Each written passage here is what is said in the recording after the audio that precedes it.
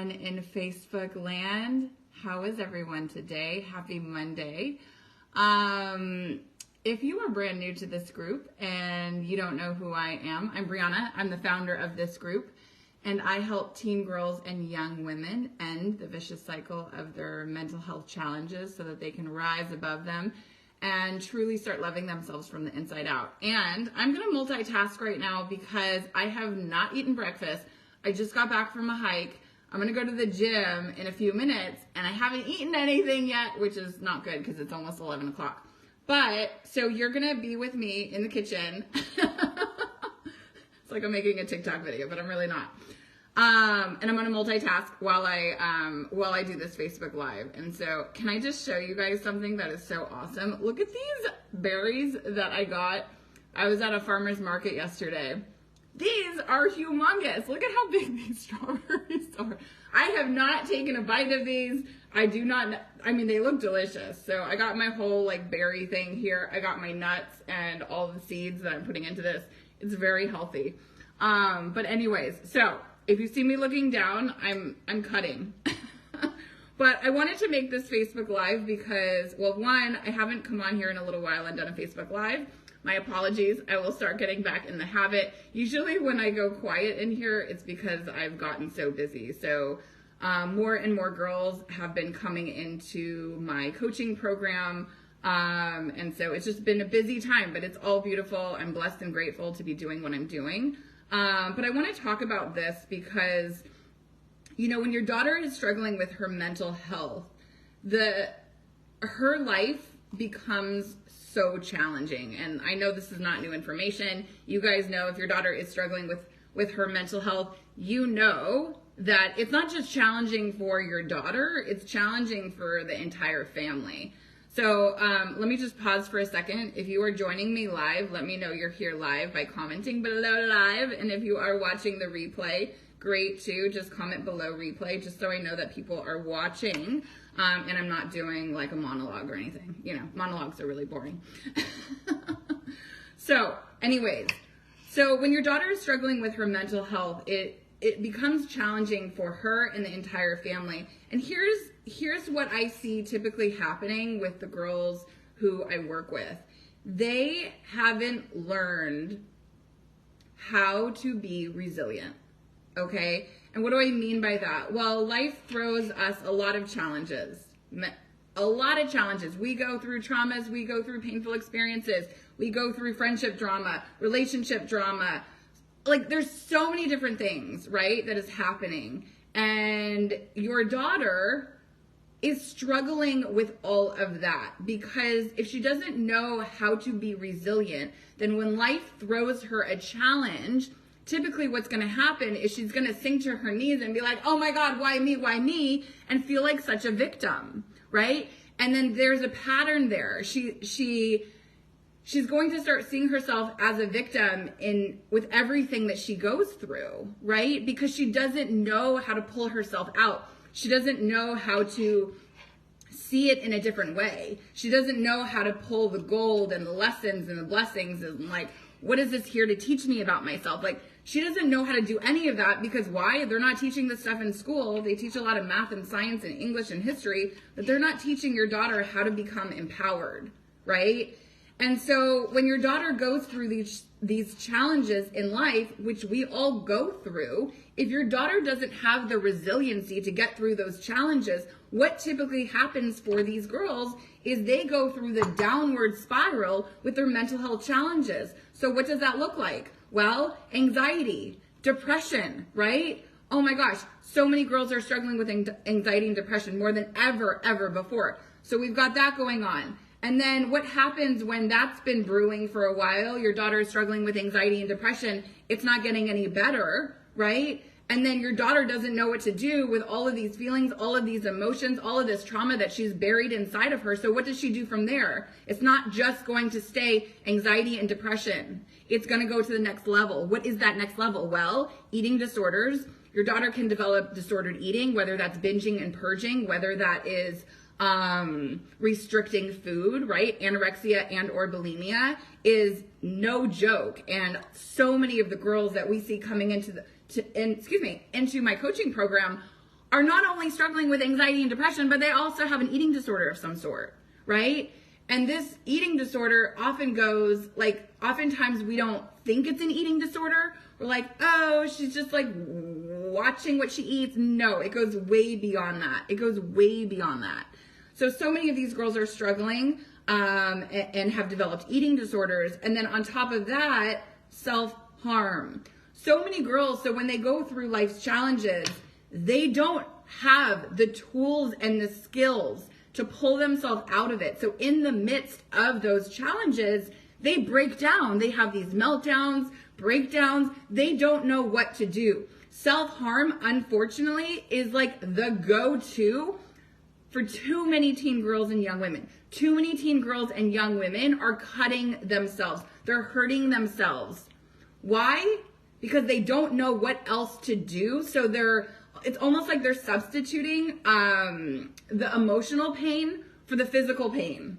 It doesn't make the emotional pain go away. What happens is it makes the emotional pain kind of like they're not focusing on that anymore, because all of a sudden they've cut themselves, and now it's like, oh shit, I'm feeling that physical pain because I just took a blade to my arm and I cut myself multiple times. Shit, that really hurts. So now their awareness is away from whatever triggered them to, oh my God, I just cut myself. And they're seeing the blood and they're like, oh my God, right? And so many of these girls, it's outrageous what is going on, but so many of these girls have become addicted to self-harm. It's like the go-to. It's become like an everyday thing for them. Something happens at school, something happens with a friend, something happens at home, argument, whatever, sister, brother, whatever happens, and their go-to is to cut. This is not the answer. This is not the answer for your daughter to get through life by cutting herself, right? I've worked with girls who have cut every inch of their body, not just arms. We're talking about legs, inner thighs, boobs, hips, toes. They're looking for any inch on their body that they can cut. This hurts them. It's not like they get gratification from cutting themselves. This is like, it's no joke. And what happens when the cutting doesn't work anymore? Okay, so we're just kind of going up the ladder. We've got the anxiety and depression, that's on the bottom, and then you kind of keep going up. You've got eating disorders, you've got cutting. What happens when all of that and still your daughter is struggling? Well, where does it go from there? Suicidal thoughts, suicide attempts. I can't tell you, and I'm looking down because I need to make this for my breakfast. I'm looking down, but I'm talking to you. So what happens when these girls, they're struggling with all of that, they've got no resiliency to pull themselves up, so then they start going to the, I don't want to be here anymore. I'm a waste of space. I don't deserve to be here. I don't deserve to live. Nobody likes me. Nobody loves me. I'm unlovable. I'm unworthy. Right? And on and on and on and it goes. And so many girls are ending up in inpatient facilities, not because they want to go there, and not because you want to send your daughter to an inpatient facility, that like nobody wants to do that. But why so many girls are going to inpatient is because it's gotten that bad where like, we need to keep your daughter alive, right? And so many parents are like at a loss, like, oh my God, my daughter just tried to kill herself. Oh my God, my daughter just opened up and she says she's having suicidal thoughts. I don't know what to do. You send them away. You send them away to these inpatient facilities, and then maybe after that they go to residential. Here's the thing that I want to say with all of this though, is your daughter learning the tools and the skills and doing the healing work and doing the self-love work that she needs in the inpatient and the residential? Because I'm here to tell you that so many of the girls that come into my program, they've done inpatient. A lot of them have even done residential. And they're coming into my program because that stuff didn't work. Maybe it helped for a little while. Maybe it stabilized them. And I'm not saying your daughter doesn't need to be stable, right? If she's suicidal, yeah, for sure. We need to get her to be stable so she's not suicidal anymore. But beyond just that, like what happens when your daughter comes home from inpatient or residential and she's like still not loving herself? She's still dealing with anxiety and depression. Sure, she's stable, but she's still struggling. What then? So then you send your daughter to a therapist, right? Where she can rehash more of her problems and vent about it. But she's still not learning how to love herself. I keep going back to that one thing. It's like she's not learning how to love herself, and she's not learning how she can really heal from her past. Here's what I say to my girls all the time in my program. Your past does not define you. Your traumas, your pain, your wounds, it does not define you unless you allow it to define you. So many of the girls that I work with get stuck in their past, and therapy is not helpful for this. Now, I'm not saying all therapy, but a lot of therapy, because it keeps them stuck in the past. It keeps them stuck on that negative loophole of that victim mentality, and it doesn't really create a solution for empowerment, for change, for lasting transformation, which is what your daughter needs if she truly wants to change her life and pull herself out of her addiction to suffering. Yeah, I said it, addiction to suffering, because so many of these girls that I see, and I know a lot of your daughters, they become addicted to suffering. It's what they know. They don't know how to be happy. They can't remember the last time they were happy. All they know is how to be miserable. All they know is how to be sad and anxious and overwhelmed. And oh my gosh, life is so hard. The reason that life is so hard for so many of these girls is because they don't know how to pull themselves out of it. They don't know the resiliency. They don't know how to love themselves. They don't know how to heal from their past. So they get stuck in their past. I've had so many girls who have come to me, and we're in a group coaching session, and they're like, they keep replaying the same damn trauma that they've been through over and over and over again. And here's the problem with that.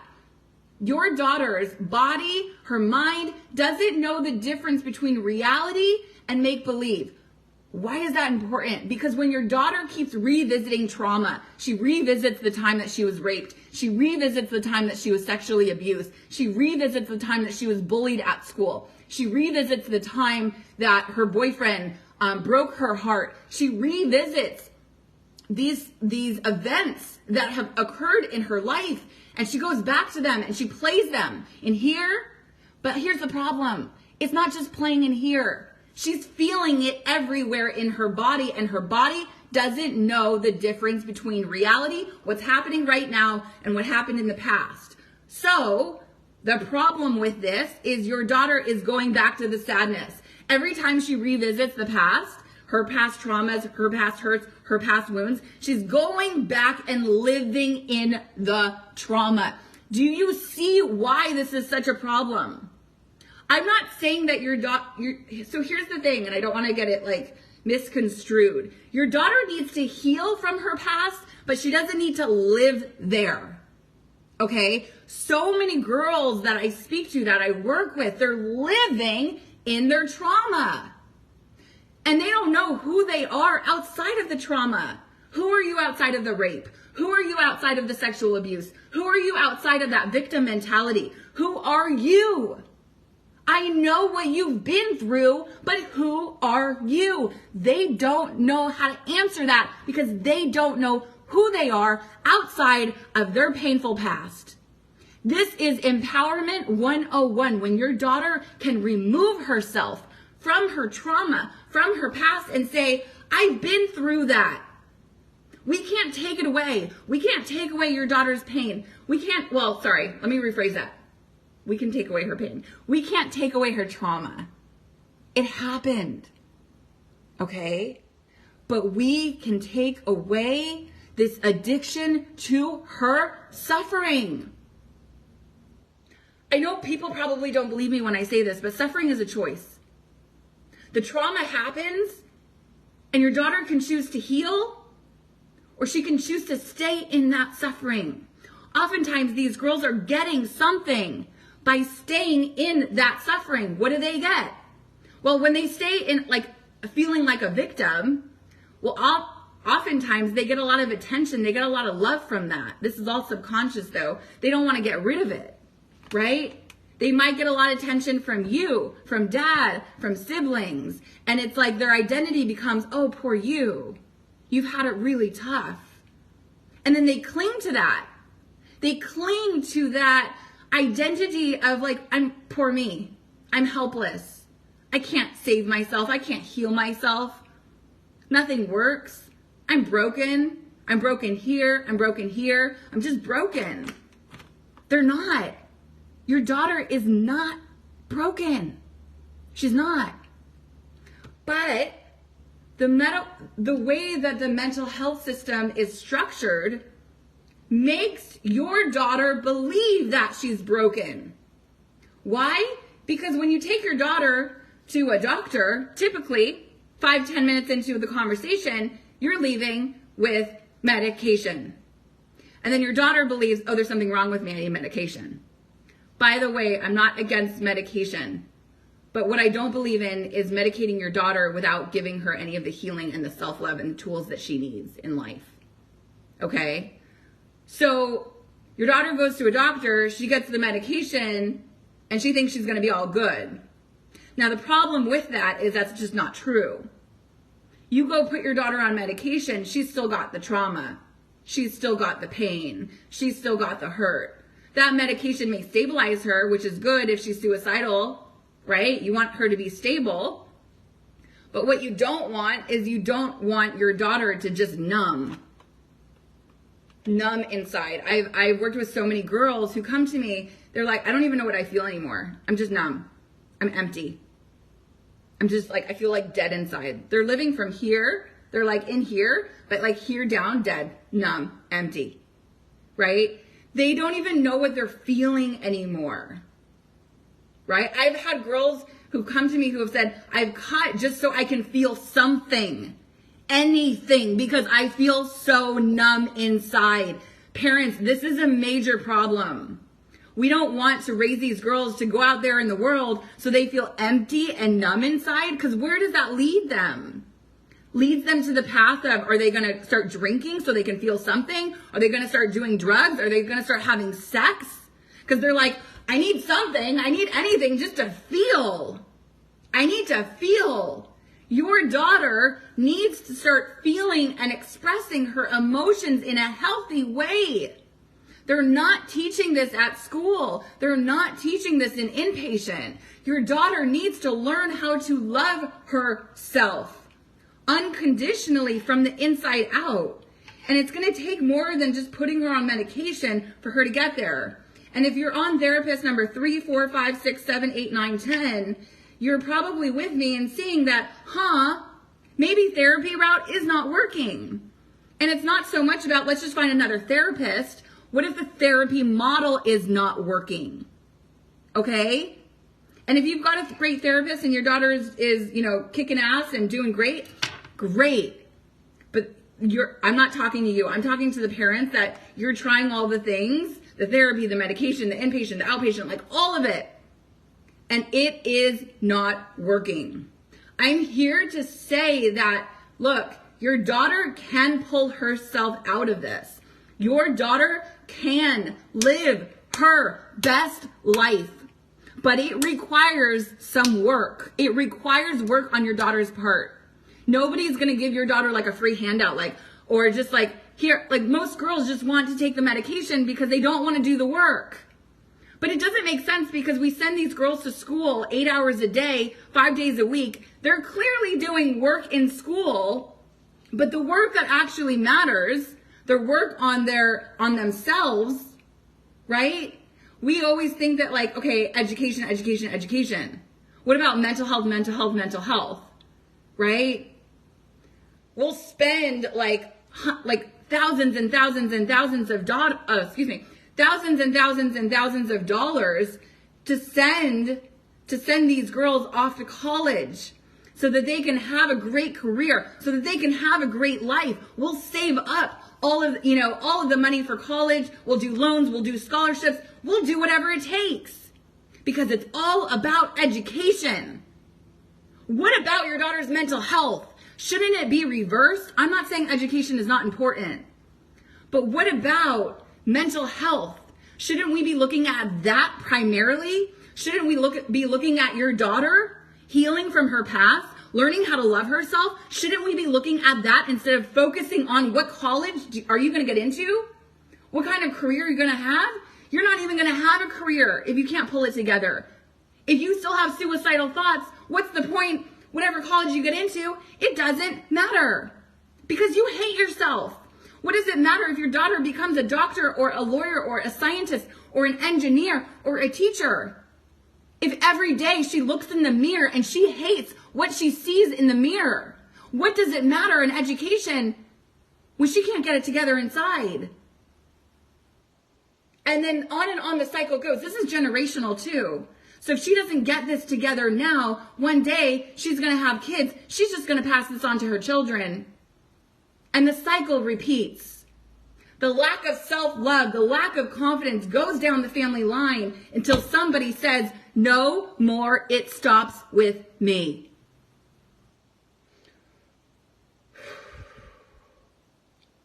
I'm going to take a breather. I know I'm like passing through a lot of information.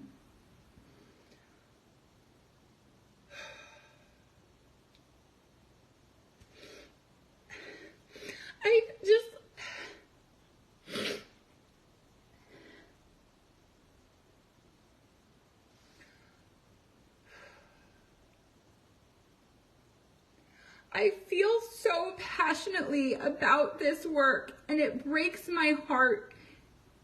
So many girls are coming to me and they are struggling beyond belief. Parents are at a loss. These girls are trying to kill themselves. They're cutting themselves. They're binging, they're purging, they're restricting their diet because they hate the way that they look. There's so much suffering. There's so much pain.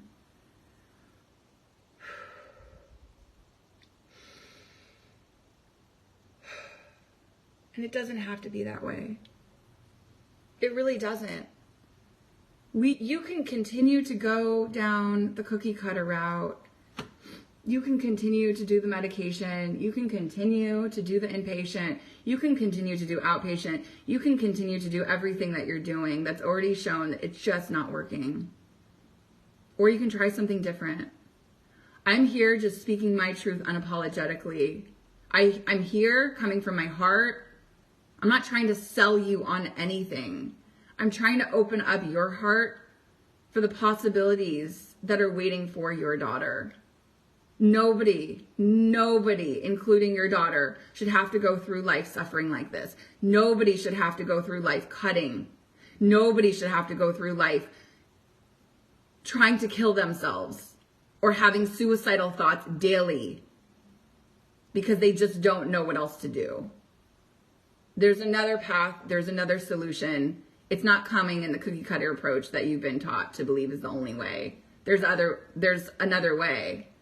But it also takes, I talk about your daughter a lot, but it also takes you having an open mind.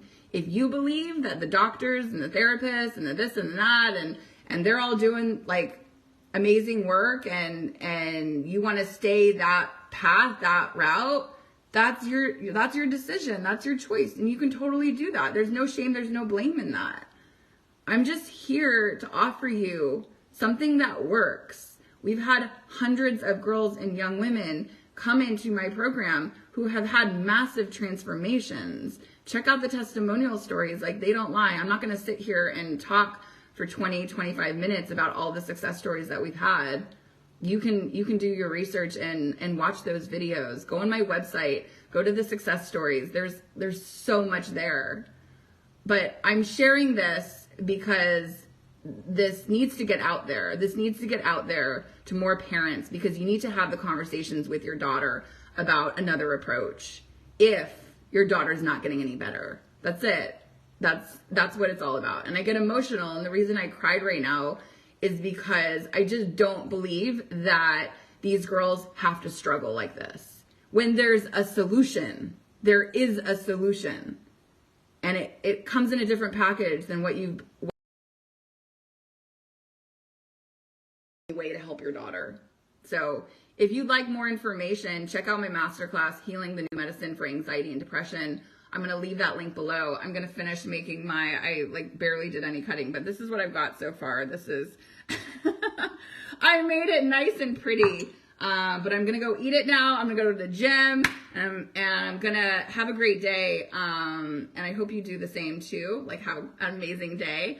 But check out my masterclass, Healing the New Medicine for Anxiety and Depression. And if this is resonating, if this is speaking to you, just don't turn off this Facebook Live and be like, oh, that was a nice Facebook Live. We saw Brianna cry. And then you go back to watching your daughter suffer. If you've watched this far, there's a reason that you're watching. If your daughter is struggling, like I don't want to say take a look at that. I know you've already been taking a look at it. I don't assume to believe that you don't know what's going on with your daughter. But what I am going to say is that a lot of parents don't know the extent to their daughter's suffering, because we've had so many families come into the program, and like, parents didn't know that they were suicidal. Parents didn't know that they were cutting, right? It's like, it's a secret. These girls are not sharing everything. Some of you parents know what is going on, and some of you don't.